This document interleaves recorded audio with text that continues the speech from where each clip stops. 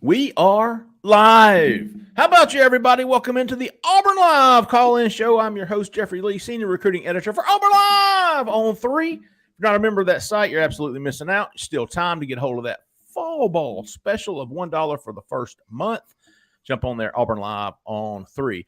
A lot of stuff to talk about tonight. If you want us to, we would rather answer your calls and your questions. Get on the horn right now, 701-779-9585. Help me talk about everything, answer questions. We got Mr. Jhead, Mr. Cole Pinkston. How about you, fellas? How about you? All right, then. All right, then. Since last week, Auburn has picked up a commitment. I feel like I don't even remember who it was. Did they? Picked up a commitment of TJ Lindsey last Saturday. Okay. So nothing since wow, then. Shut out for a week. Shut out for a week. Obviously, Kamarian Franklin was the big news over the weekend, which did not go so well for us. But I'd love to talk about that. I know that there have been a couple of hot takes on the corner with regard to our recruiting and how certain people feel about missing on Bolden and then obviously missing on Franklin. And look, hey, go ahead. Finish your thought. I'm sorry, Jhead. This is the wave that you ride when you're in big boy recruiting and you're battling it out for high-end blue chips guys. I understand it. Look, it's emotional, right? Just like it is during the season. When you lose in the season, people get emotional about things, and it's hard to take. You can be rational when it's off season, and you can be rational when you're not involved in a recruitment. But when you lose one you want, you kind of get irrational, and you start to make posts that you look back 2 days later from like, maybe I should have left off on that. Whew. It was an uneventful Saturday for Auburn fans. We're going to get to that and much more. We want to get to those call lines ASAP. Get on the horn, big dog. I think your cord is hitting the mic again. My apologies. Damn it. keep telling me, Cole, because I do not want that to happen. Is it? Can you? No, I got you. Yeah. Well, I'm glad I good. didn't read that out loud. Remember that? Yeah.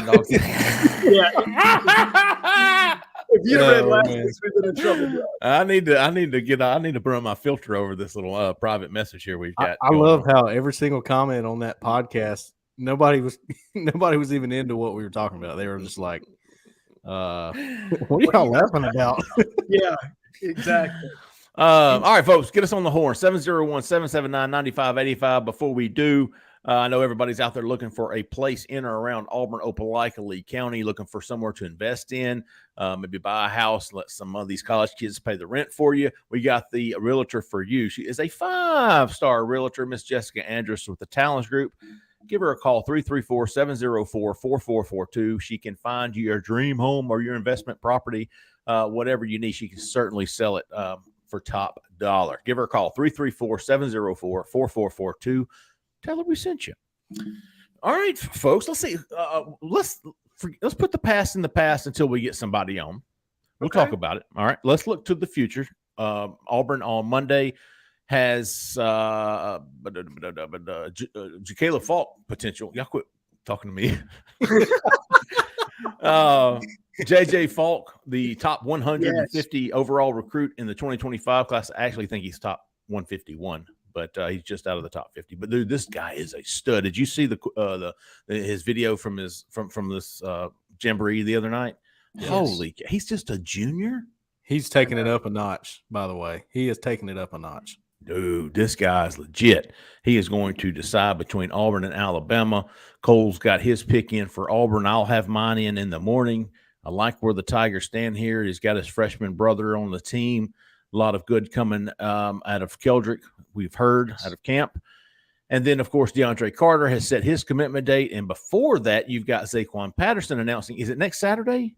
Yes. Yeah. Or Saturday, yeah. 6 days. August 26th. How many Saturdays in a row is that now? Like 4 or 5? Every Saturday in August. Because Big Cat was the last Saturday. It was the 7th, the 13th, the 20th. I'm sorry, the 19th. The 19th to 12th. That'll be the 4th. And every Saturday in August, there's been a big time commitment that Auburn's been involved in. And Jhead, I thought you said it best, man. And I actually said this to Josh Newberg not too long ago. When look at the big dogs Auburn's been in on these past few Saturdays. I think they're 2 for 4. Correct me if I'm wrong. Yeah. 2 for 4. Yeah. Dude, that's a fantastic. To be honest with you, that's better than Alabama. That's better than Georgia. Look, you're batting 500 on 5 stars right now, right? You're Ah, batting 500 on 5 stars because I guess just in those recruitments, those 4 recruitments, I guess is what I was meaning, because Georgia doesn't need they'll pick up a 5-star. And what did they lost Demarcus Riddick, went out and got the number 1 linebacker in the country from California. I'm not going to throw Georgia. Back that up real quick, Zach. Yeah, Georgia recruits at a whole other level right now, and that's okay. Look, this is about what Auburn can control. And in the 4 big recruitments that we've been in for 5-star players, you were 2 for 4. When is the last time Auburn can say that as an accomplishment? Are we talking – we're talking pre-2019 when you had Bo Nix and George Pickens in the same class, right? And Owen Pepo. Yeah, I don't even know if when you got Derek Brown, who else did you get that year? You know? Marlon Davidson, I guess. Yeah, Marlon Davidson.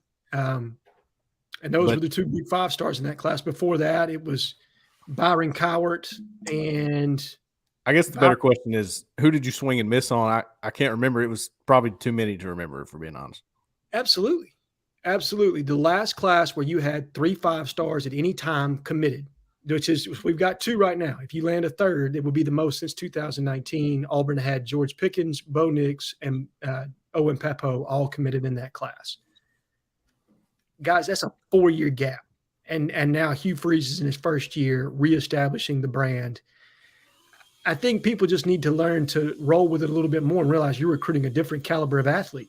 It's a different kind of recruitment. It does, it's significantly harder to get intel on those as it gets later, unless you just happen to have something fall into your lap. And it can be frustrating. I get it. You got that bloodthirst from Landon Perry and DeMarcus right there in a row. Yeah. But things just don't always break your way because there's schools like Ole Miss that said, by God, I'm not going to let this guy leave the state. It's the same thing we did with Joe Phillips to Georgia, right? See, people forget about that. You know what I mean? We said, Joe Phillips, you are not going to Georgia. We are not letting an out-of-state school come into our backyard and pluck our guy. Ole Miss just did the same thing. And look, hats off to them for getting the job done. There's no shame in losing when it's like that kind of a situation. It's not about the ones that you lose. It's about getting more. It's about who you get and can they play. And that just means we got to go find somebody else. Here's the thing. I think some of the subscribers, the posters, the fans, they get so pissed off because they lost, in essence, to Ole Miss. So they're catching shit on Twitter from the Ole Miss fans. And so they're over here going, Hugh Freeze cost me. We get it, dude. We get it. And then if they don't have anybody to get mad at, they'll turn on us. You said it was gonna be Auburn. You suck. I see one in the comments right now that came here to do that to us tonight. So keep an eye on that. I didn't see a ton of that on the board. I'll give them credit for that. There's some maturity. There's some maturity about it. I witnessed some maturity from the Auburn fan base over this one. But, getting Perry and Riddick like that back to back, it was almost like Gus in 2013 maximizing what he was going to be at Auburn, and then everything else was a letdown, even if it might have been pretty good at times. Right. Unfortunately, that's what happens when you hit sky high, okay? And I'm not saying that Hugh Freeze has maximized what he's going to be at all. I mean, I think the best is probably yet to come, or better things are to come too for Hugh Freeze in recruiting. So, because it's a little different in recruiting. If you prove you can win some of those battles, you can probably win some more, right? Yes. But you're going to lose some too. Let's not lose sight of that. It's just impossible to go 100 on these guys. Georgia's doing it for the most part, but they still miss every once in a while. Dude, they've had a lot of flips from Georgia. Dude, Georgia's been poached. I mean, all they do is go out and get somebody as good or better, at least ranked-wise. Right. But, dude, go look at the decommitments from Georgia, the flip from commitments from Georgia. What was his name? Landon Thomas or Landon Thomas got flipped by Florida State. They just go right back. State took KJ Bolden from Georgia. Yeah. Auburn flipped Demarcus Riddick. Right. The problem with big boy recruiting are the highs are way up here and the lows are way down here. Yeah. I mean, you're going Joe Phillips. Yes, you're way up here. And then Cam Coleman, boom, you're way down here. And then you're back up here with Demarcus Riddick, and you're back up here with Perry Thompson. and then it's crashing down with KJ Bolden. Then you're up here with Jalewis Solomon, up here with TJ Lindsey, and boom, back down to to hell with Kamarion Franklin. It's just big boy recruiting. When you're recruiting 3 and 4 stars, it's kind of up in here. You know what I mean? It's up in here. Big boy recruiting is here and here and here and here, and Auburn has been on it, man, all summer long. It has been an absolute roller coaster, highs and lows, man. And so you're passionate, so you're freaking ecstatic when you're up here, when you're getting these cats, and then you're absolutely devastated when you missed out on Kamarion Franklin and KJ Bolden, because you think if I can flip Demarcus Riddick from Georgia, if I can flip Perry Thompson from Alabama, how the hell are we going to lose Kamarion Franklin to Ole Miss? Well, you almost lost Jalewis Solomon to South Carolina. Correct. So it's it's just been a roller coaster of recruitment for Auburn this summer, and it's not going to stop anytime soon because Zaquan Patterson's next up. He is, Jacaleb Falks. I don't think I'm expecting a roller coaster of information and stuff leading up to him, like it was with KJ, like it was with Jalewis, like it was with Kamarion Franklin. I think JJ is going to be pretty simple. Yes, I feel that, and I think you can go cubed on or trace on that that prediction of your guys. I would also follow that up. I feel very good with where we stand with JJ Falk. Whereas last Saturday it was kind of like, all right, well, let's check our information and see where we stand. Check the information. I feel good on that one. There you go. I think that one's going to be straightforward. But you're right on Patterson. That's not going to be straightforward. That's going to be another week of, let's see what rolls in with the information train. Zach, you look like you might have something to say. Yeah, we got 6 callers. All right, big dog. Get them on. Hey, hold on. What are we asking tonight? Zach says, what's our question of the night? Ooh. Have we done the washcloth? Yeah, we did that. That's what I thought. We kind of hit on it. We'll take some suggestions in the chat, Zach. Pull us one out. Is there anybody suggesting anything in the chat? Like, not yet. Well, we'll go ahead and go to this caller, and then before we let them off the line, I'll pick one from the chat. All right. Okay. Give us some questions there, big dogs. 1510. You're live. Who we talking to? Where you calling from? Hey, it's Henderson Harding from Shelbyville, Tennessee. Oh man, this is his second time calling. Yeah. It sure is. Yeah, man, I'm back. Let me see. Callers. Man, what did you say your name was? Henderson. Henderson, that's right. Henderson, I always want to say Hendersonville, Tennessee. That's what I think about. Henderson from Shelbyville. What's on your mind tonight, Hendy?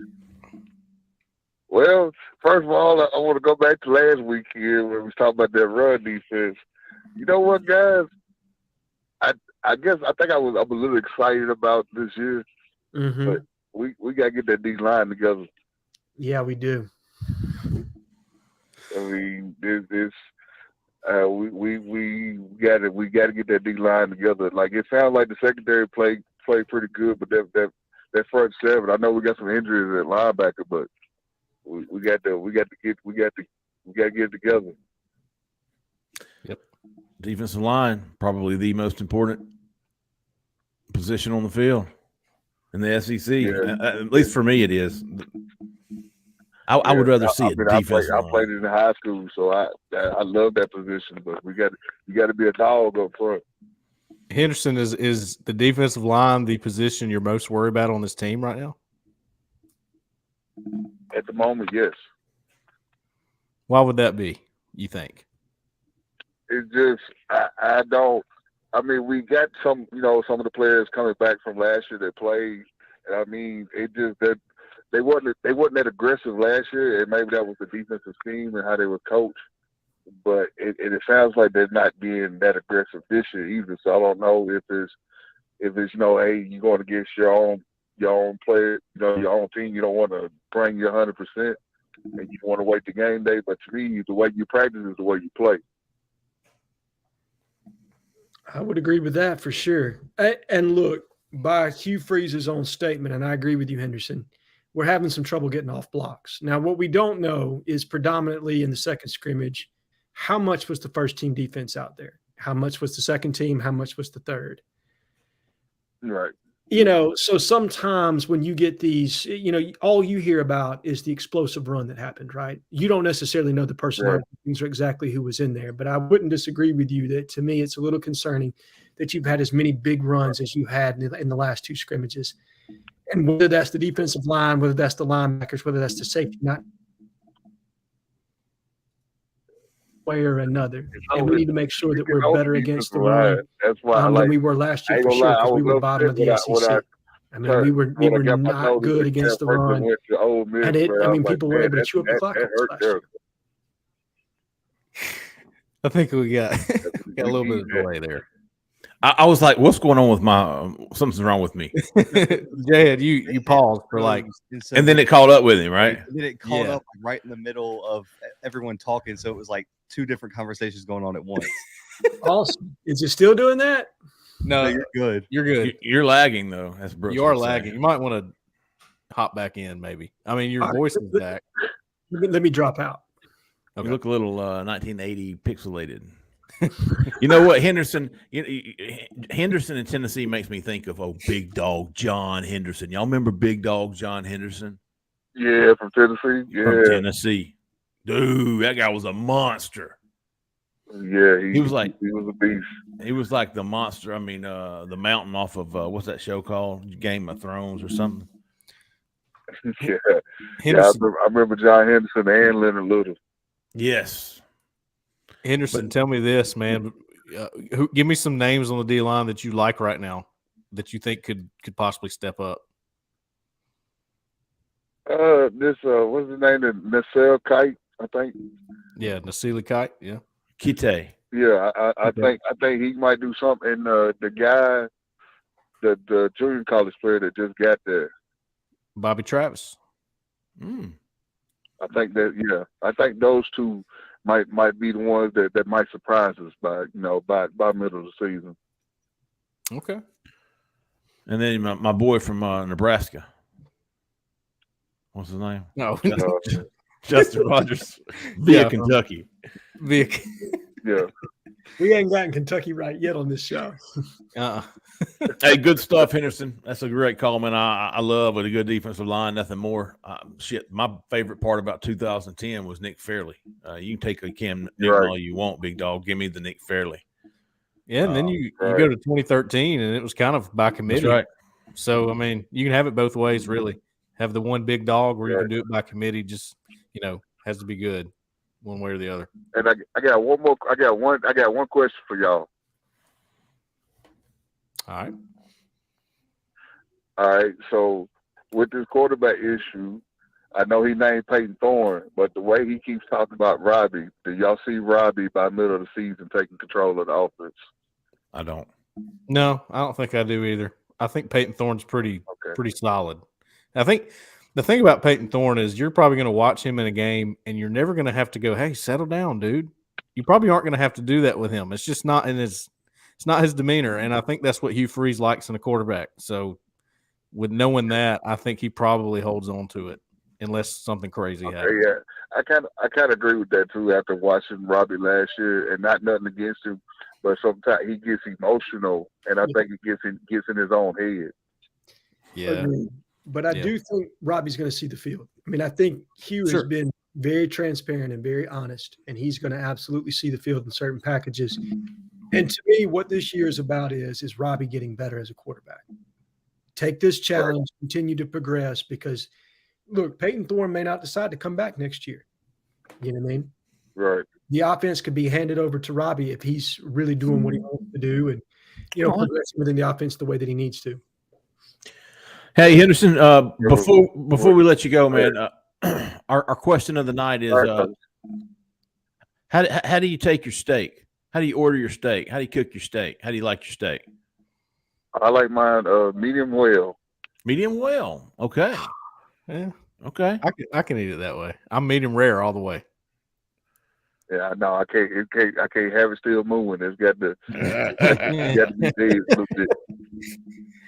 Medium well. All right. Good stuff, Henderson. We appreciate your call, big dog. Look forward to hearing from you again sometime next week.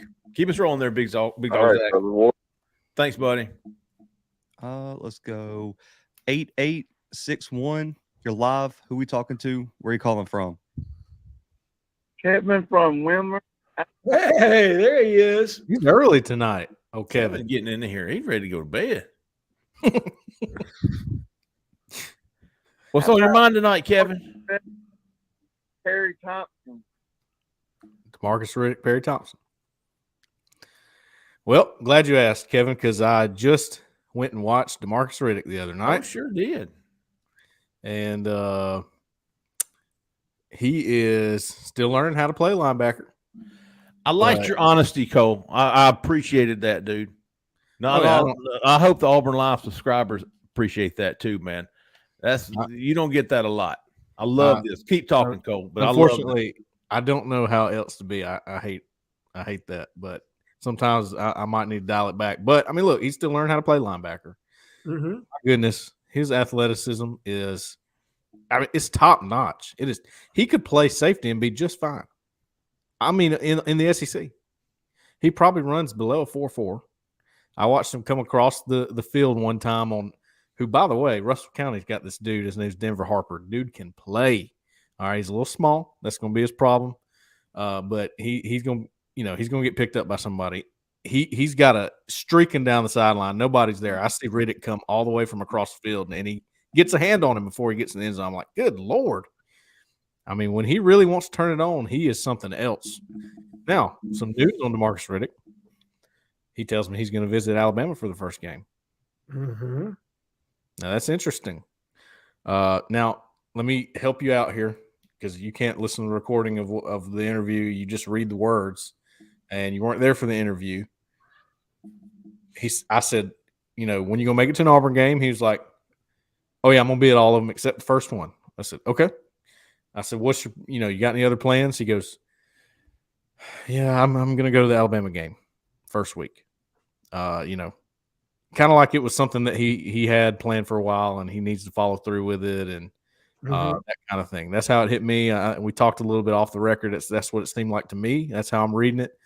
10 or more people that I talked to that night that are pretty close with Demarcus Riddick were like, man, he is ecstatic about Auburn. He could not be. I mean, some of them even reference, Willie Riddick, like that's his attitude too about Auburn. He's got the same attitude. So, sounds to me like it's something he wants to follow through with. Obviously, Alabama's still recruiting him. We know that. Mm-hmm. There is no doubt about that. Okay, so, it doesn't concern me that he's going to the game just from all the people that I've talked to.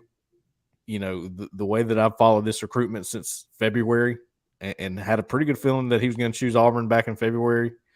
I had a good source tell me, he's like, yeah, he's been saying it since February. So that lined up really good, I thought. I think Auburn's in great shape here to keep him. Back to what we were talking about earlier, this is big dog recruiting. Yes. So you got to hang on with all you got. But I think Auburn's in great shape right now moving into this. Said he's going to be at every Auburn home game after that. So that's a good sign. And then Perry Thompson, I haven't heard anything new about him. But he's very vocal and very active on social media, Kevin. He's very pro Auburn. He's tweeting at these recruits, including Kamarion Franklin. He's tweeting at DeAndre Carter. Kevin, I don't know if you heard it last week or maybe we said it on the recruiting show, but of all the Auburn commitments, I feel very good about the Demarcus Riddick. I really do. I'd be absolutely shocked if that man didn't sign with Auburn. Perry Thompson, he is not far behind him. I know Alabama is still recruiting. I just do not see Demarcus Riddick going to Alabama. I just don't. Perry Thompson, I feel good about both of those guys, Kevin, and it would take a lot, in my opinion. Auburn would have to implode. Things would have to go Ari, and I just don't see that happening. I think both of those guys signed. By the way, I thought the most interesting quote from Demarcus Riddick was, you ain't got to worry about me hitting the transfer portal. When I get to Auburn, I'm at Auburn. If I don't start as a freshman, who cares? I like Auburn. That's where I'm going.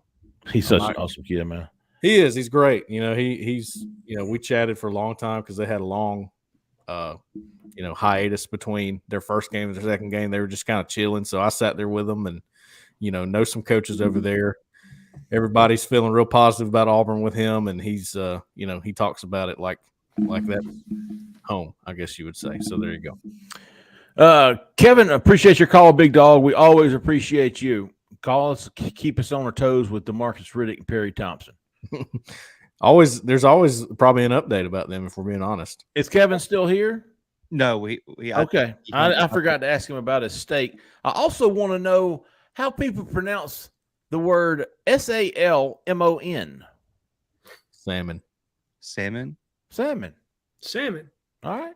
I don't have a problem. Right. That's the first time we've all agreed on something. I don't have a problem with salmon though, because there is an L in there. I will say salmon when I'm saying patties. I'll say salmon patties. Okay. Oh, really? But everything else, God, you're so weird. That's just such like a weird distinction to make. Like what about patties brings out the L? Well, I don't know. But Salmon I'm telling you that I'll say salmon patties, but it's salmon on everything else. So salmon, right? Okay, and crappie fish is crappie, right? I think crappie. I was brought up where Alabamians say crappie and Georgians say crappie. Really? But I think that was just a joke. Like I've never talked to Georgia people about how they say crappie. I'm gonna be honest with you. I just assumed everybody said crappie. I'm showing my ignorance here. There's another good one in the chat. Pecan or pecan? It was pecan. Pecan pie. I don't know. Pecan pie. Pecan pie. Well, we still got to get Jay Lee and Jhead to answer the main question of the night. How do you get your steak cooked? Yeah, y'all haven't answered that yet. Medium rare. Yeah. I think we all agree up here on that. So that's the first time in a while too. I'll make a revision to my answer. If I'm ordering in a restaurant, I say medium rare. But if I'm cooking the steak, I'm probably just a touch under medium rare.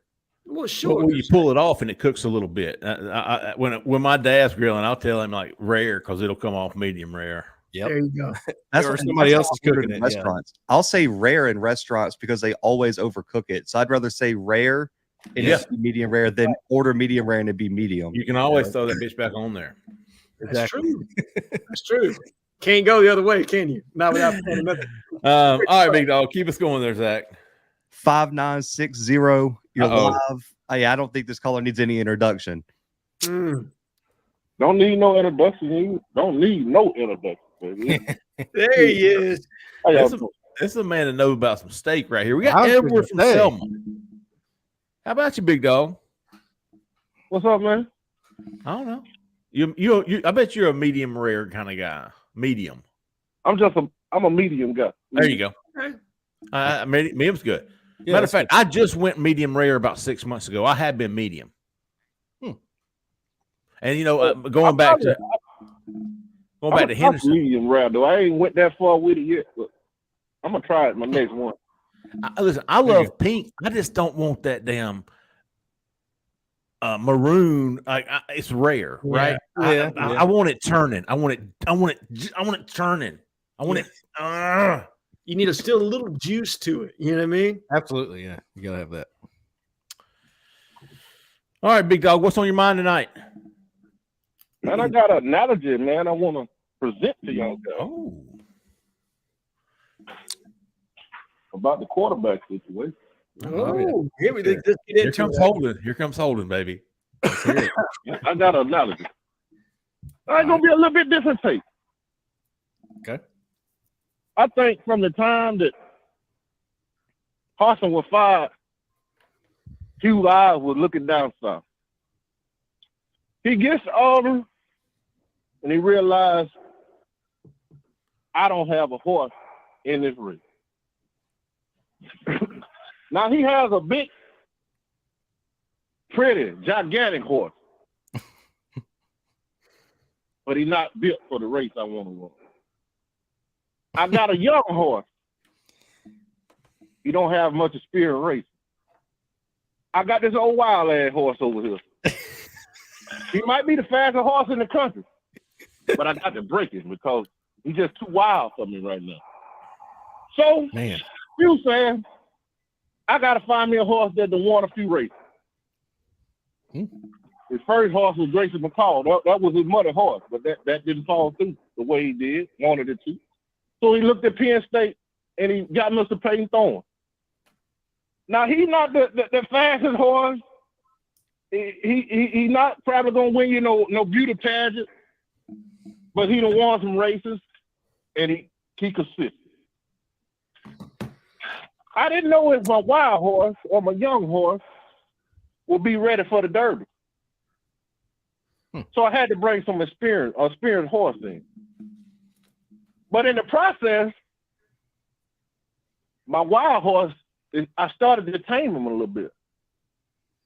And now I'm to the point to where I done broke my wild horse. Now, the man just asked y'all a question a few minutes ago, and all of y'all said no. And here's where I'm finna go against every last one of y'all on. And I'm going to tell some things that a lot of people don't want to hear, but I'm going to tell you what's finna happen. I know everybody high on Peyton Thorne, but like in the words of Lee Corso, you asked the question the other day, game day or SEC Nation, it's always going to be game day for me. Not so fast, my friend. Robbie Ashford going to have something to say about this starting quarterback position before this year's over. And you can believe that or not. But I'm going to tell you something. Hugh has broke the kid to the point to where he can use him now. He broke him mentally. He broke him down, and now he's building him back up to where he wanted him to be. I look to tell you now. He's talking about packages. He come out and say, "Well, Peyton gonna have to play good to hold on to that spot." He's telling you in so many words. See, we ain't used to a coach just coming out telling the truth. He don't talk coach speak, man. He'll tell you what it is. Mm-hmm. Some coaches you can take for what they say with a grain of salt. But I take everything Hugh Freeze say, I take it with significance. And he's telling you something. The kid just had his 3 best practices since you've been at Auburn. He accepted the fact that I didn't win this starting job, but he's still working on his craft. I told y'all 2 weeks ago, whoever named the starter for UMass won't be the starter when Alabama get here. I'm telling you again today. So it won't be no surprise, and y'all can say, well, Edward told us so. I'm telling you, he ain't went no farther to pass UMass with Peyton Thorne. Listen to what the man telling you. Yeah, we named him the starter for UMass. That's what he keeps saying. I got you something, Edward. This thing just ain't sold up to well. Thorne's just gonna be your starter. I paid money on this horse. I had to start him out. I got to start him out. I bought him. It's not a good look. It looks like I'm a bad evaluator if I bring him in and I don't play him. I got to play him. But he just told you, there's not much separation in Thorne and the other two. So if Robbie Ashford get anywhere 57, 58% passes, anywhere in that range with what he bringing with his leg, that's your guy, folks, whether you like it or not. I've got something for you, Edward, a proposal of some sorts. We both like it. We both like our steaks. I will bet you a steak dinner that for every game Peyton Thorne is healthy, he will start at quarterback for Auburn football. Every game that he's healthy, he will start. Every game that he is able. I'll take that bet. I'll take that bet any day and twice on Sunday. All right. I'll take that bet any day and twice on Sunday. I don't believe Edward, I hope that you watch our show tomorrow, me and Justin Hokanson, because we touched on this. I think you might be surprised by some of the things that I said on there. And I'll leave it at that. Cole, you little tease. Give me a hint. You believe that or you don't believe it? Now, I'm not buying it yet. Okay. I still think that if I'm with Jeffrey, if Peyton Thorne is healthy and good to go, he's going to start every game. But what I will say is that the things that I've heard this week and about the last scrimmage about Robbie Ashford, first of all, let's go back to what Hugh Freeze said. If it was a big if he does what he's supposed to do, he can be a big asset to this team after losing this quarterback job. Talking about Robbie Ashford. Well, So far, so good from what I understand. He's handled it well. That's just, from talking to people on the inside, talking to people who have seen him, seems like he's done it well. So if he keeps that going, I might can get on your thought process there, Edward. Maybe. Imagine this a scenario, and I'm finna get on. He in Jordan House Stadium. You bring him in for your so-called pay. All of a sudden, he ripped that 60-yard run. Jordan House started exploding. I know something about Auburn fans. Everybody on Thorne, and I hope Thorne better learn Auburn fans. They'll change on you in the drop of the hat. That's the truth. People gonna want to see more of that. They're gonna want to see more of that, and they're gonna be pressing to put him on the field. Hey, every 7 times Robbie scored, you ain't gonna be able to take him off eventually. Shit, I'll take him off after he throws them 7 interceptions. Hey, don't want to throw something at a bad time itself, man. Yeah.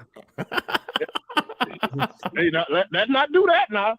Don't want to throw something in crucial situation itself now. Call a spade. Yeah. Y'all get out of my man, Robbie Ashford, man. That's my quarterback. I gotta tell you, man. I love getting Edward riled up, boy. Man, let's go deer hunting, man. Let's go. I don't know if I want to go with him. The bushes were moving, and I thought I saw a deer over there. Man.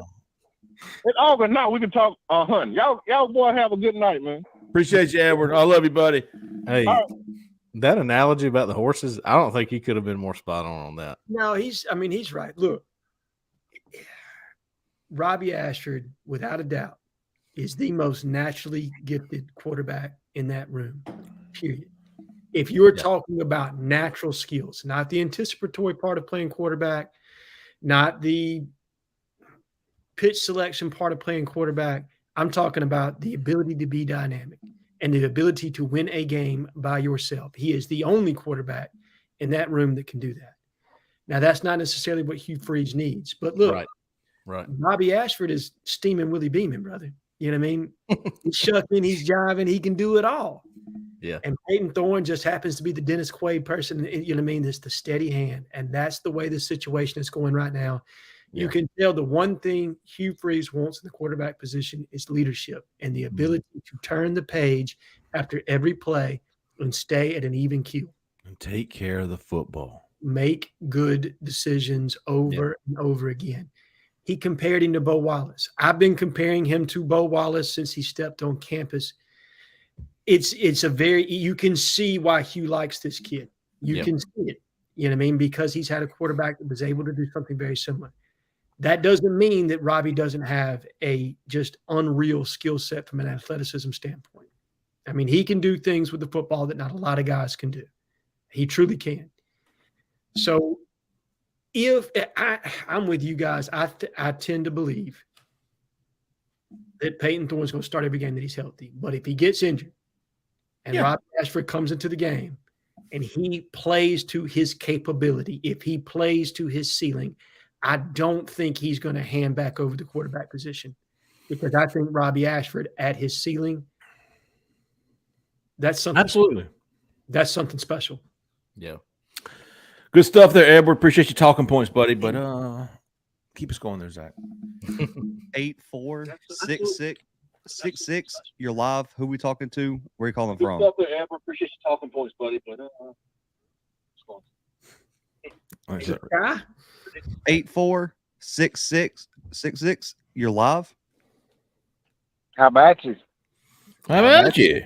This is E. Moss. Hey, there he is. Love Moss. I hope y'all can hear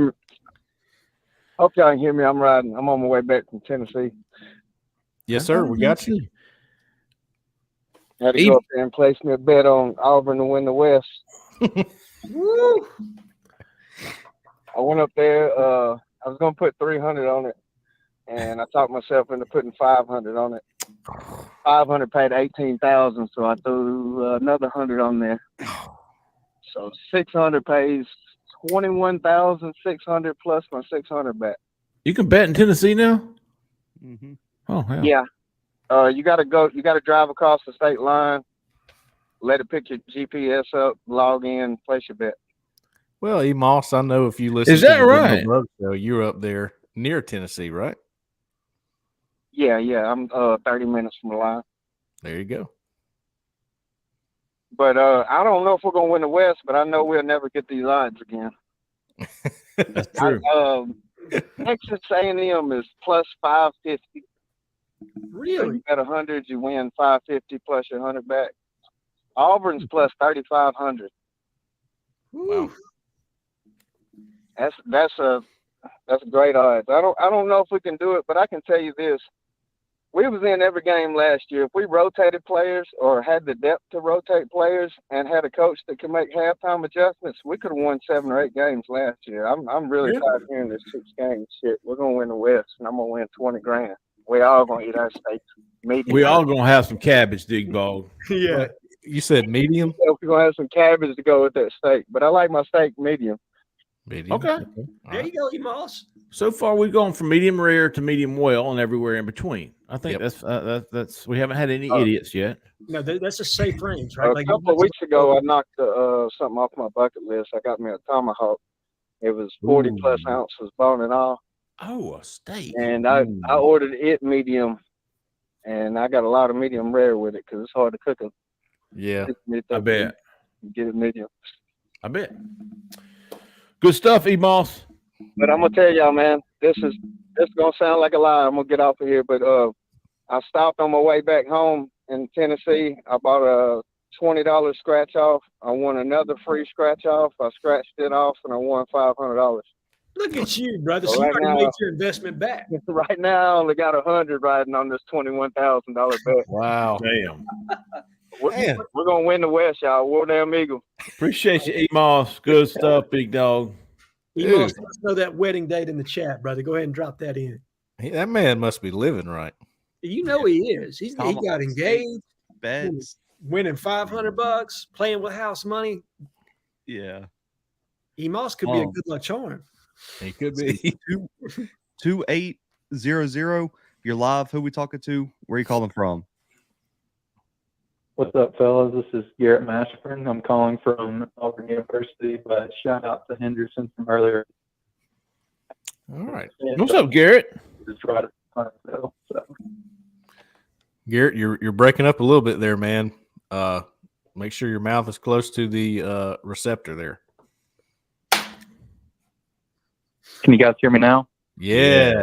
Sir, Rick Welcome to the show. I was saying shout out to Henderson from earlier in the show. I'm actually from Fayetteville, Tennessee, just above Huntsville, so right in that neck of the woods. Okay. Nice. Shelbyville. Yes, he's from Shelbyville. I'm from Fayetteville. Okay. So neighboring cities there. So I just had a quick question tonight regarding, I guess, the future of the quarterback situation. I know there's been a lot of talk with, I know Zach's in love with Deuce Knight, so I'm right there with him on that. But I know Jhead last week dropped a few names.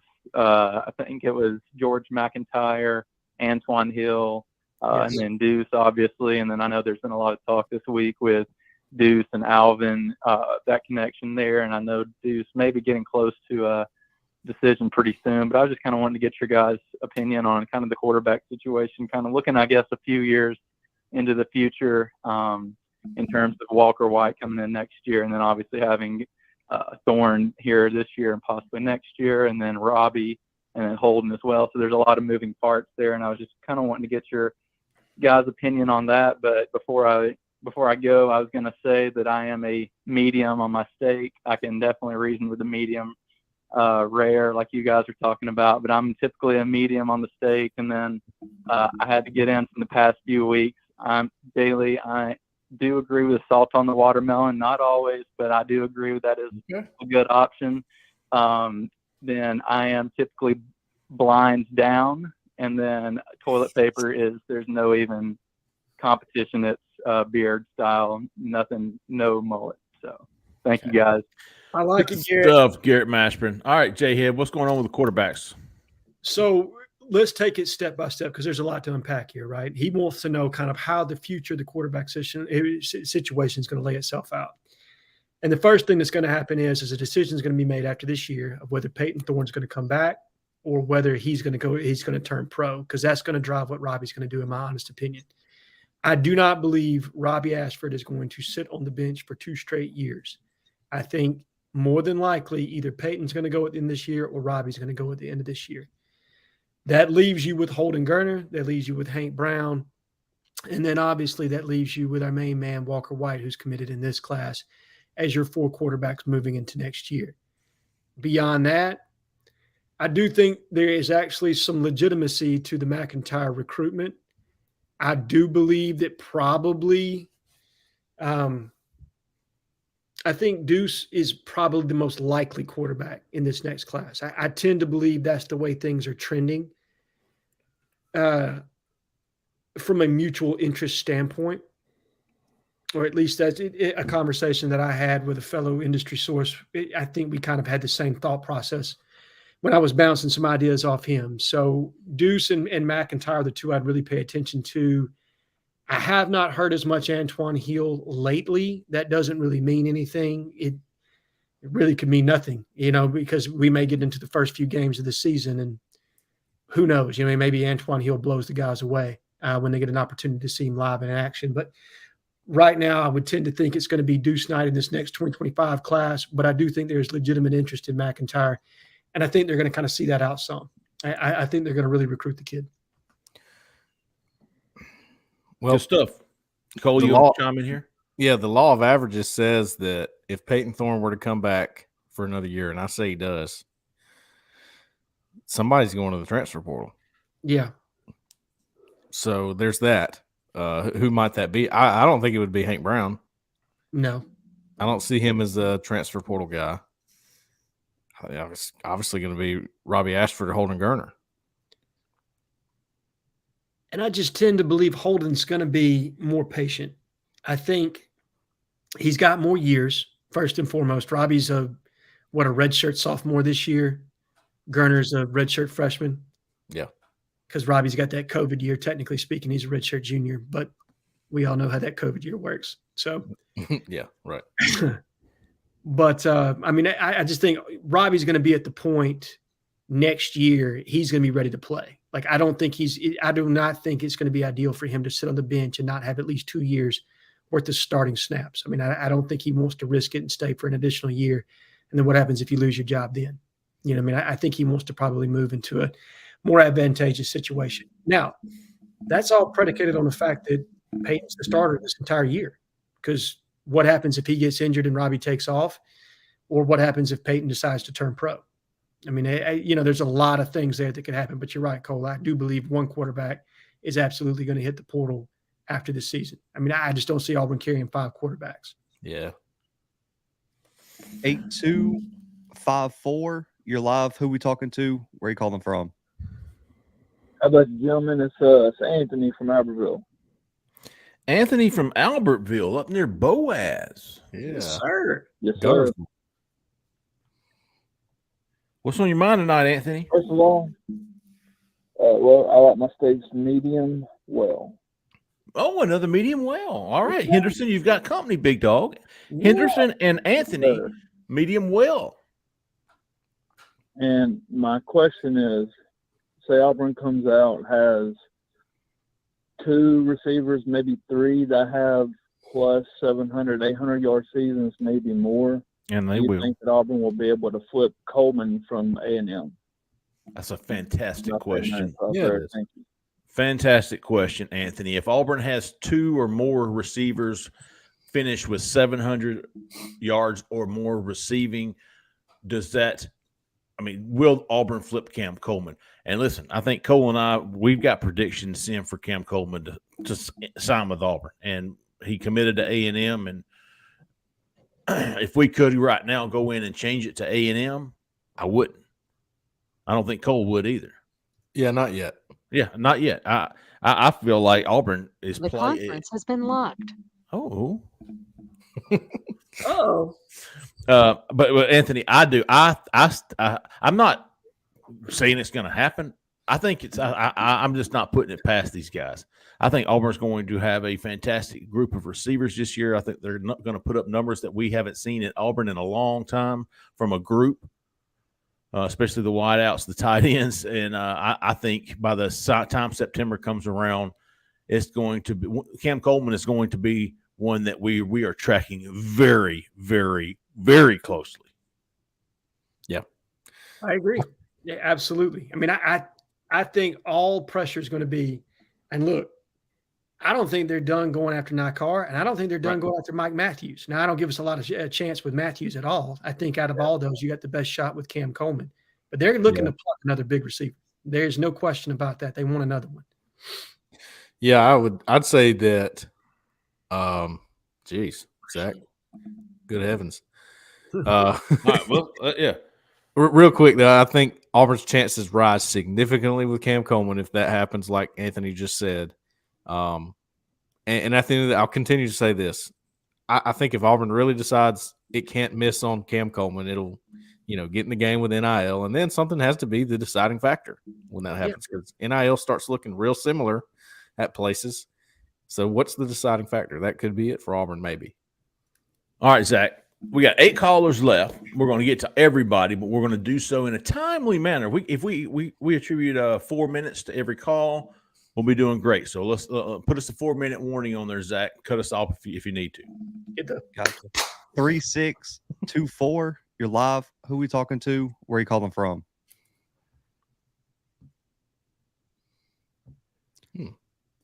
36. You got it. There you go. Hello? Yeah, Becky. Yeah, I hear y'all. Talk to us, big dog. Who we talking to? I'm up here in Gadsden, Alabama. This is Chappie. Oh, Chappie. Chappie. What's going on, buddy? Yeah. So, I hunt by a pecan tree. They eat pecan pie. Exactly, Chappie. I hear you, big dog. I It's eat like- salmon patties, Salmon. but a salmon, they swim upstream. Sorry, I'm a little stuffed up. Bad allergies. Brim is good, but what is better? Crappy. Crappy. He's North Alabama. He's Crappy North fruit. Alabama. Crappy. Them damn Yankees call it crappy. Chappie, Lake, crappy. Alabama. What? Weiss Lake, Alabama is a crappy. I used to set them boys straight at the state line. Yeah. There to go. You northern folk, y'all call it crappy. He said, "My name's Chappie," and I say crappy. Yeah, Above Birmingham, they My call name's it crappy. Chappie, and I'm going to. My grandfather bought it on a GI Bill, the little old river lot. Okay. You couldn't build on it, but it was called Weiss Lake. And it's like the crappie, and Yankees, whatever. But a little bit of QB intel. Oh, All right. my blinds go up, Jay Lee. That's exactly right. They do. Remember when Hugh Freeze was it? He had first given his speech. He mentioned one name, and he was talking about Ken Austin. Yeah. Robbie Ashford is going to be on the field. Yeah. And he'll have packages. Yep. But I think with bringing in Thorne, Robbie's all of a sudden looking in the mirror saying, oh, he's still on my playing time. And it's only going to sharpen because Robbie reminds me of just an Auburn man true and true. And iron sharpens iron and war damn eagle. Good call, champion. Appreciate your insight into the quarterback battle. All right, keep us going there, Zach. 5810. You're live. Who we talking to? Where you calling from? Fellas, actually from Montgomery. There he is. Hey. What's on your mind tonight, big dog? I like my state medium, by the way. Okay. I hear you on that, Anthony. Medium. Right. So I actually called to respond to Edwin. Okay. Quick. I feel like Hugh is trying to keep Robbie engaged just in case something happens to Pinkston. Completely We know agree. that Robbie's emotional, so he's trying to give him a message through the media to keep him engaged. Not saying we all know he's gonna play, but I don't feel like he got a chance to score unless Hayden just truly sold. But I feel like he was trying to keep him engaged. Completely agree, Anthony. As far as my question, where's our starting five looking like? Because it's a lot of hype around Xavier Miller. So is he gonna start, or like what our starting five if we play this Saturday? That's a great question, Anthony. I appreciate your call because here's one thing I've noticed from an outsider, almost like I'm not there with Cole and Justin. I'm seeing their coverage. But man, it's this guy's doing really well, and this guy's doing really well, and this guy's stepping up. It's like, well, damn, man, you can only play 5. Mm-hmm. Where you at, Cole, with your starting 5? If Auburn runs out this Saturday against UMass, who you think's the starting 5? So against UMass, I think is important here because I think it can change. This is where I think things can change. Yeah, I And agree. that's pretty normal. Anyway, left tackle Dylan Wade. I'm gonna say left guard is Jeremiah Wright. Yep. Center is Avery Jones. Right guard is Cam Stutz, and right tackle is Gunnar Britton. Now, I think Isavion Too-Tall Miller is probably your backup at left and right tackle. I think he's the first tackle, no matter what. Okay. That's what I think. You're hearing a lot about him. I think that's why. And of course, Gunnar moved down to guard and did some of that. So maybe they put Too-Tall at tackle and put Gunnar at guard sometime. I don't know. I'm not sure how they're going to do it yet, but there's some possibilities there. Do you feel good about 6 guys right now? Maybe even 7 with Connor Lou? Justin and I on our show, we were naming the guys we feel pretty good about. Miller, Lou, Muskrat. I was going to say feel pretty good. that. 8 that I feel good on. What about I'm thinking Tate Johnson. He's played. He's played too. Played center and guard, and he's been there for a while. You at least have to feel, pretty good about him if you had to. That's right. Got some He'd be 9 experience for there. me. He'd be 9 for me for sure. Right. Damn, that's a solid 2 deep, isn't it? It is. Now, Cole, let me ask you a quick question. Do you think they would move our right tackle to left tackle and put Miller in at right if something were to happen to Wade? Yeah. Because of his experience playing left tackle as opposed to plugging in because Too-Tall left tackle. the next person you feel the best about, forget about position, is probably Too-Tall. 100%. I mean, I clearly, I think he's the 6th guy. Good stuff. Good stuff, Anthony. Good question. Very important need right there. Offensive line. Everybody wants to know, is it going to be improved? And if so, how? All right, Zach, keep us going, big dog. 9030. You're live. Who we talking to? Where you calling from? How about you? How about you? This is Malachi King. All right. What a cool name. Where are you from, Malachi King?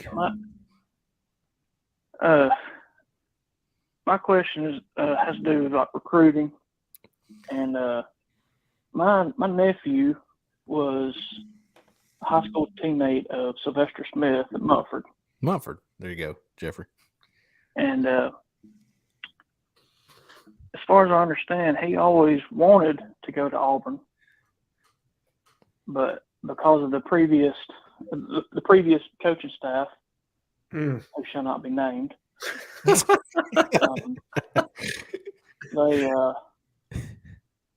he kind of decided, he's going to go to Tennessee. So my question is more along the lines of how many potential playmakers are at other SEC programs because of Mr. Potato Head? Well, I can tell you who's not. Keldrick Falk, Connor Liu, and Kay and Lee. Yeah. Heck yeah, brother. And Sylvester. Yeah. I mean, Ryan Williams comes to mind. Ryan Williams, Yes. 5-star 2020. He's committed to Alabama because he came to Auburn. They didn't even know who it was. I think the biggest one is the running back at Ole Miss right now. Quinshon Jenkins. Quinshon Jenkins. That's the one that sticks that's out a to good one. me as the ultimate miss. Trevin Wallace. But let's hold on. Listen, it's easy to throw them out off the boat, but you've got Jarquez Hunter in this backfield because of Mr. True. Potato Head. Well, Okay. That is true. Will Friend. I'll say that. Will Friend and Cardinal Williams. Yep. Previous What staff. what was the quarterback that they liked over Air Nolan? Oh, don't start Adrian. that. Adrian Posse. He's committed to UAB. Yeah. I see your point. I mean, there's probably a lot of people. I mean, listen, Auburn didn't have a shot with some of the in-state talent a year ago because of that staff. That's just that's the facts. I'm not taking a shot at anybody. That's James Smith, Quay Rousseau, all those guys, man. Keldrick Falk, they were not coming to Auburn. They were not coming to Auburn, and so there's a lot of kids right now over the last two classes that are not at Auburn that might have ended up at Auburn had things been differently. But Harsin got some pulls too, man. I mean, he did. Jay Fair would not be here if Brian Harson's not here, right? Camden Brown, Omari Kelly. Exactly. That's right. Those were Harsin guys. Mm-hmm. So not all bad. Most of it's bad, yes, but not all. Also, still one of my favorite interactions with the recruit, Sylvester Smith, Alabama, Mississippi All-Star games, firmly committed to Tennessee. Hadn't even heard anything about Auburn. I just thought, let's go talk to him, see what he says. We interview, and he goes, "Hey, how'd you know to ask me about Auburn?" I just guessed, man. I know you liked him. He's like, "Yeah, I do." Who's this? All right, we'll leave it at that. Sylvester Smith. Oh, yeah. Yeah, I remember that. Last year. Yeah. Good stuff, Malachi King. Keep us going there, Zach. 1138. You're live. Who we talking to? Where you calling from?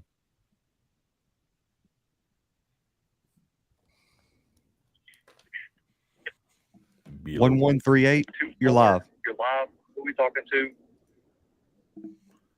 Hello? Somebody's listening. Where you calling from? Hello? Can you hear me? Yes. Hey, this is Ricky. I'm calling from Birmingham. Ricky from Birmingham. Yes. What's up, Ricky from Birmingham? I'm all right. I have three good different Kirstens. Where are we getting that feedback from? You're going to have to turn your TV down. Yeah, turn the stream off in the background. You can just talk to us through the phone. Mute the show, big dog. Oh, I heard pecan tree. I'm listening to Chappie. Yeah, Zach, let's go ahead and cut this one. And we'll just give us a call back, brother. Ricky. Yeah. 2176. Ricky. Who we talking to? Where you calling from?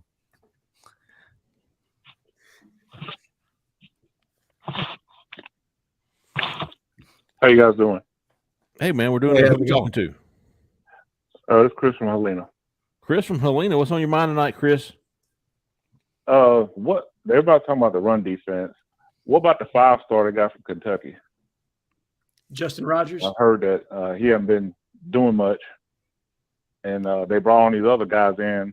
You know, there's a rumor from the local guy Jones, and I guess Jones said, "Hold my fucking beer," and then I show you some. But now I heard he got hurt yesterday at practice. Now everybody's worried about Jones. Oh, I didn't know Not that. being able to play. Correct me if I'm wrong. I've been hearing good things about Jason Jones. Yeah. No. I'm talking about Justin Rogers. Oh, I thought you said Jason got hurt. Jason did. They said a rumor that Jason got hurt in the scrimmage yesterday. Oh. Yeah, I haven't heard that. But what I can tell you about Justin Rogers is, I mean, look, you know, number one, I think Jason Jones, had to get a little bit better as a guy that takes on double teams. So if he is getting better at that, you're going to hear about it. And I think he is. And we've heard about that. So that's what you're hearing there with Justin Rogers. I mean, the dude, I don't remember many bad clips that I watched on him from Kentucky, and I watched a lot. So he has done it before. Look, these guys are not glorified guys. They're double team guys. They're interior defensive linemen. They're not going to be these guys making sacks all the time, flashy type plays. So I just don't really expect to hear too much from them, to be honest. I don't think that's the expectation you should have with those kind of guys. But as far as taking on a double team, I know Justin Rogers can do it. If he's doing it at practice, you're probably not going to hear about it a lot. So let's just see what happens when he gets to the game. You know what I'm saying? And I do think Justin Rogers, I don't know if it's been reported or not, but I do think he got slightly injured over the summer. I think he's been kind of working himself into shape somewhat. So, and he's transitioning to a new defense from a situation where he played in Mark Stoops' defense for the last 3 years. So you're coming from a very familiar situation where you're playing fast to a situation where you're still learning the scheme somewhat. And look, I think we all know this, and I'm going to cut it off real quick because we know I get long. Jason Rogers is a leader. He is everything a coach wants on his team. If he's got better at playing with Jason Jones, I'm sorry. If Jason Jones has gotten better at playing with leverage and is a little bit more athletic and can take on those double teams a little bit better, it's not a bad thing that he's starting at nose tackle. You know what I mean? Like he is the epitome of what a coach would want on the field. That's for sure. Right. Damn, Chris Molina with a little scoop there. 9413. You're live. Who we talking to? Where are you calling from? This is Stan from Cleveland. Hey, there he is. What's up, brothers? How you doing, man? Hey, the one answer to the steak is I like it well done with the gristle on the side. Hey, let me tell you something. Hang up on this guy real quick. Well done. Now, listen, I love a good charred gristle. Don't get me wrong. I do. But, man, really well done, Stan. I mean, I know you from Ohio. Cleveland, Ohio. Okay, now I got you. Yeah, it ain't Tennessee. Ain't no southern bred man down here with a well done steak. No, I mean I grew up in Bullitt County, so I hear you, brother. Oh, you more southern than we are. Southern in me. Yeah. But in an answer to last week, and I got cut off. I didn't know if it was because of the dropping the soap joke. But, I don't think so. Did he? Did he go off last weekend? Alabama fans, when they sit in the outhouse with their mullet, they're not sure that toilet paper's been invented yet.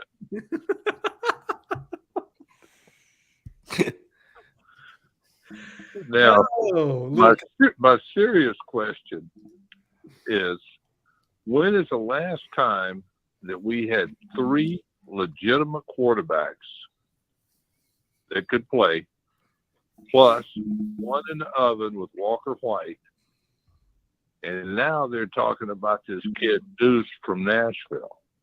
Mm-hmm. Has that ever happened before? Man, most I can remember is like having 2, like Jason Campbell and Brandon Cox. You know, it was, back in those days, you had the upperclassman that was going to finish his career while the younger classman gained his 2 years of, you know what I mean? Like, yeah, that's how it worked. You had a junior, senior year that you played, you put in your time, and you got 2 years starting. Now, so was there? Sorry, we butchered it, but we did have Stidham and Malik Willis at one point, but we butchered the Malik Willis situation. I don't remember ever having 4 capable guys, and I don't know that there is 4. Don't forget about Henry. But absolute talent wise, but I mean, you're going back to, man, you'd have to go back to Stan White, Pat Nix, and was Damian Craig a true freshman on that team? I believe he was. I mean, you're going back See, to that was- '93 if that's the case. I can't remember if he was a true freshman on that team, like it being redshirted or not. I don't know. I couldn't remember. Well, no, Stan, to answer your question, I can't remember an Auburn quarterback room from top to bottom looking as well, looking as good as it does on paper, at least, than what we're going to see over the next 2 years. Yeah, because who knows? I agree. You know, I saw an interview the other night and with Robbie Holden and they talked about when Hugh Freeze recruits, he wants to know your why. Mm-hmm. I've never heard that before. Please explain a little bit more on that. All right. Yeah. Dan, appreciate you, big dog. You always got some good talking points. Cole, explain why. Hugh Freeze comes to me and says, Jeffrey, I want you to, be the next, Heisman Trophy winner at quarterback because, look at your hands and your physique, your pectoral muscles. Them bird dog biceps, bird dog. Yeah, he wore bird dogs in there, got the thighs out. That. Tell me your why. What the hell is he talking about? It means, what are you doing here? What's your purpose? Why do you want to be at Auburn? What are you doing here with me? What is your goal? Why are you here? You don't have a if you don't have a goal at this point, if it you've chosen Auburn for whatever reason, tell me why. Why do you do what you do? Yes. Why do you go to practice? Why do you go work out? Why do you get up early and run? Why do you stay after practice and throw? Why do you do summer training? Why? And that question comes in recruiting because he wants to know that before they come to Auburn. That's right. If he gets an answer he doesn't care for, he may change his mind on somebody real quick. What would be a good answer? What would be the best answer? Because I love it. Yeah. I want to win. That'd be one for me. I love football. I want to be the best I can at it. I want to possibly get my family into a better spot. I want to better myself. I think Auburn's a place that can do it. I think you're the guy that can do it for me. That kind of stuff. Some of it's a little bit cliche, if we're being honest, but for sure, it's sort of it's a good way to get somebody thinking and get a little bit out of somebody when you're trying to. I guess if Hugh Freeze goes to you, he goes, tell me your why. He goes, my damn Uncle Rhett said I couldn't do it. I'm gonna show him. Yeah. You get those rare moments of authenticity, right? When a kid gives you an answer that you just weren't anticipating that you were going to get, the realness, it kind of helps drive the relationship somewhat. You know what I mean? You get to know a kid on a different level that you didn't think that you would, that you didn't know about them. So I think it's a good question. It's a starter question in recruiting, and it's a baseline question. You're right. I agree. I think it's an even better question for a quarterback. Absolutely it is, because only one's going to play, right? So what's your why? What's going to drive you to stay at Auburn if it doesn't go the way you want it to when you meet a little bit of adversity? Perfect. Good stuff, Stan. Last caller of the night, 5623. You're live. Who we talking to? Where you calling from? And then they hung up. So no, brutal for them. The last call of the night. That's brutal. Rude. 5623. I've got your phone number. Wait till the night you go to sleep. We're doing good, man. We can hit a couple of questions. Yeah. Questions. We really didn't have that many tonight. Okay. We only had about 3. I saw a really interesting one that you. Hey, I did want to say thanks to Perry, who somebody gave us a tip or something. You remember that, Zach? Yeah. There's a couple. While y'all answer this, whoever did that, man, we don't ask for it, but we do appreciate it, and it makes me always remember. If you all we really want from you is like and subscribe to our YouTube, like the video, subscribe to our YouTube channel. I think that's how it works. Click those notifications, man. Got I think almost daily content coming out on our YouTube page. Perry Unlikely, appreciate you, big dog, brother. Chappie 05. Well, he looks a lot younger than I thought. Oh, Josh Corbett 5. We appreciate y'all, man. Yeah. And this is a good one right here. While we're on the topic, do you think Hooks is number one for Auburn this year, no matter who it is? Right now, yes. I think Camden Brown, as he gets healthy, CB can make some plays. But I think, unfortunately, he's been injured since spring, and it's really kind of curbed his development somewhat. But I think if what I hear is right, once they start to master the offense and can play at top end speed, I think your starters on the outside are going to be Hooks and Shorter. I think those guys have been. Everybody saw the one-handed grab by Hooks. Tell me Hollywood. this. If, let's just say Auburn's offense is stagnant one night, okay, and nothing's really hitting for whatever reason in the passing game, it's going to happen at times. Of course. So you stop trying to scheme them up and you go, all right, let's find a good matchup and go to it. That's going to be the only way. Yep. Is it Shane Hooks that you choose? Is it Rivaldo Fairweather? He's tight end, but is it who you choose? I mean, they got the size advantage. Depends on the matchup. Depends on the matchup. It's what can you create and then just continuously go back to it. Is it a slot guy? Is it VAR that night? Is it Jay Fair? Yeah. You know what I mean? Because I can see those guys being able to create separation. Is it a mismatch on the outside where you can use that back shoulder ball? I think it all depends on who you're playing, Cole, but I'm with you because you're going to get in those kind of situations where you're just going to – it's like a scab, and you just got to keep it, baby. I guess my question, Jhead, is who's your default? Oof. Is it Rivaldo? Okay, well, yeah. I was thinking Stephen Keel. I'm going to go with Keel. Y'all think it's Kyle or Keel? Keel. Of course. It it is spelled the same way as Kyle Frazier spelled his. Every time I see Stephen Keel, it is. Yeah.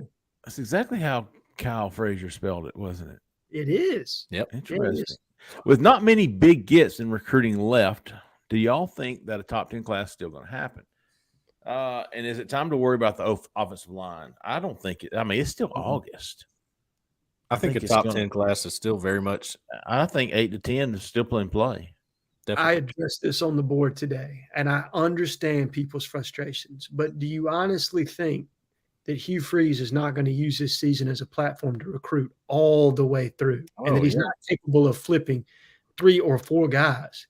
We just he's got the number 14 class in the country, and he is yet to coach a down at Auburn. Correct. He's got 14 or the number 14 class in the country, including Joe Phillips and Demarcus Riddick and Paris Thompson and Walker White. After coming off of 6-6, was it 6-6 last year? Yeah, Auburn 5-7. 5-7, yeah. He hasn't even coached a down, big dog. Right. Chill out. Yes. There are going to be flips. Now, look, we may have a couple from us as well. Look, I'm not going to rule that possibility out either. But where a kid is right now is not a definite that he is going to sign with that team. There are guys that we're still working on. Yes, I think a top 10 class is very much in the picture. And yes, I think DeAndre Carter is going to commit on September the 3rd, and we're going to have 17 commitments rolling into the season. Buddy Colt wants to know AI, man, artificial intelligence. You seen this crap? Yes. Unbelievable. Do you think that's going to be used to game plan in college football in the near future? Look at Zach. What do you think, Zach? You know more about absolutely. that? You look like more of a nerd than. I love AI and like statistics and stuff like that because it's unbelievable. It's going to be different because I mean the way they can now track player movements and speeds, and then they can break down play calling and just different formations. Like when you're running, 11 personnel, like who's on the field, and that AI can, develop a game plan for you. I mean, I want to say who was asked this in media day? Was it Kiffin? Oh, that would have been great. It would have been a great person to ask. Yeah, one of the SEC coaches got asked this, and they said that it's already starting to happen. Yeah. Oh, yeah. Well, look, for those who don't know, Huddle, where you watch your highlight films, there's a lot more to Huddle than you know about. It's an admin thing. You have to have the admin to be able to get into some of this stuff that the coaches are getting into. Now, it is self-input kind of stuff, but that was my job when I was coaching at a college program. Every single day after practice, I went in, I plugged in the formation, I plugged in the hash mark, I plugged in the play call, all of this stuff. And that way, when the coaches sat down to watch film, they go, all right, let's look at all the power plays from today. Let's sort that. Okay. I want to see everything in the Ruby set. All right. Good. So probably that part of it is going to be controlled by AI soon. Did y'all see the chat GPS? Is that what it's called? GPT. What's that? GPT, there you go. Somebody told him, like, I don't know what the information you give them, and it was like a story about Cam Coleman from me or an interview, and it was unbelievable. I could not believe it, how accurate it was. It was unbelievable. All right, Zach, you got you one right here, big dog. What do you guys think about Rodgers? Not Nick Fairley, but more like Angelo Blackson. Ooh. I think he's more of a true nose than Angelo was. I thought Angelo was more of a 3-tech and significantly taller. Angelo was a big old boy. Yeah, from Delaware. One of the few kids that came out of state. What was the name of that school? Red Lion, something like that. Or is it Bear? Red Bear. Had red in it, right? Red Dawn. I think you're right.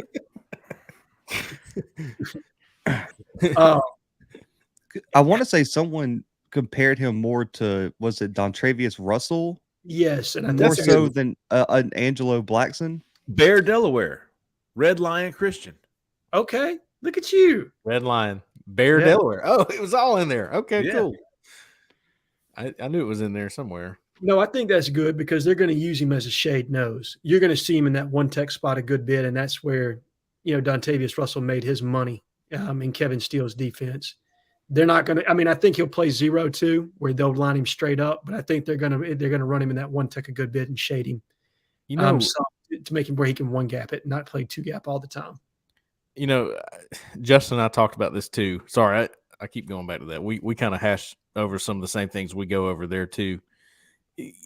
So we talked about the 2010 defensive line, and you had Nick Fairley. Okay, that was the standout. But then you go to 2013 when Auburn was really good again, and there really wasn't D Ford, yes, but he was more of a speed rusher, just interior D line. It really wasn't a standout type guy. I mean, I think of Ben Bradley. He was a pretty good nose guard at the time.